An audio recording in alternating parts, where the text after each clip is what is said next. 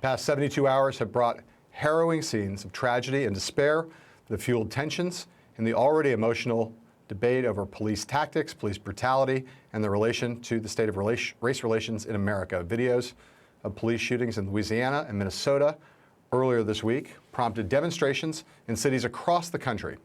And it was after one of those peaceful protests last night in Dallas that a horrific ambush on the police occurred. At least 5 officers were killed, 7 others were injured.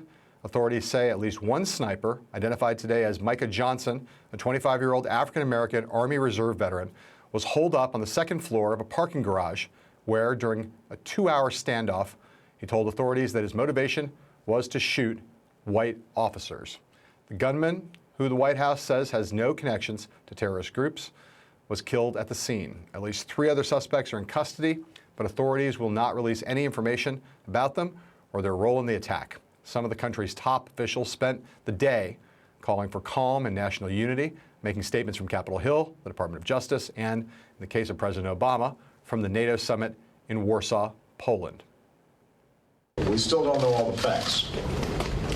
What we do know is that there has been a vicious, calculated, and despicable attack on law enforcement. Today, we cry out.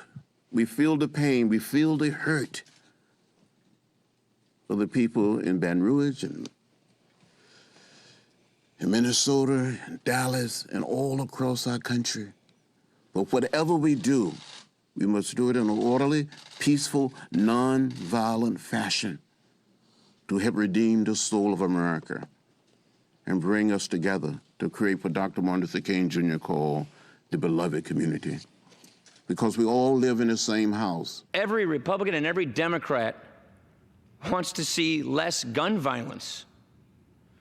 Every member of this body wants a world in which people feel safe regardless of the color of their skin. And that's not how people are feeling these days. To all Americans, I ask you, I implore you, do not let this week precipitate a new normal in this country. I ask you to turn to each other, not against each other, as we move forward. Let us support one another. Let us help heal one another. And I urge you to remember, today and every day, that we are one nation, we are one people, and we stand together. Both major presidential campaigns and their candidates canceled events today in the wake of the Dallas shooting. Donald Trump canceled his speech in Miami, Florida.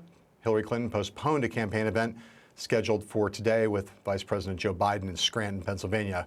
We're going to be covering this story from a lot of different angles tonight, but let's start with this, Mark.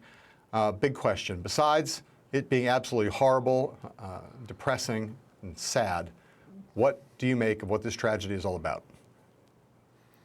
This is a challenge unlike any I remember for the country. Obviously, we've seen incidents where police have shot African Americans. We've seen situations where police officers have been killed. But the proximity of these events this week, the 3 horrible days for 3 cities in the country, and the nature of particularly the incident in Dallas, the biggest attack on law enforcement since 9/11, it's a testing for the country. And I'll tell you, I always try to be optimistic. I'm optimistic, although there have been some voices that have been discordant. I think you're seeing an opportunity for the country, unlike we've had since 9/11, to really, really come together. Yeah, this is a particular kind of a test, it seems to me. You know, we have, over the course of the last 25 years in our politics, when polarization has been, you know, the watchword and the defining feature of our politics, we've fallen into this very easy way of talking about almost every controversy that happens in the country. You're on the red team, you're on the blue team, you're on one side or the other.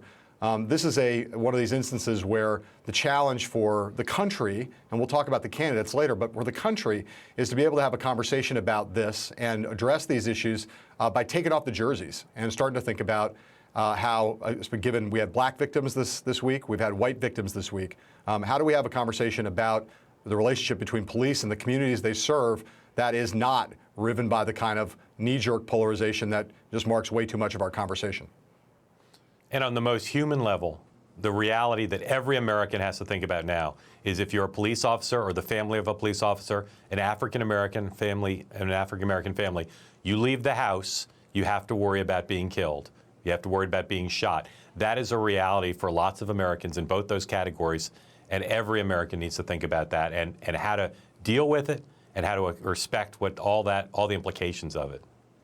A challenge not only to transcend polarization, but also a challenge to kind of try to actually adopt a posture of empathy and to kind of understand the fears that a lot of Americans, mostly black Americans, but that a lot of Americans, not all black, feel every day as they try to go about their business.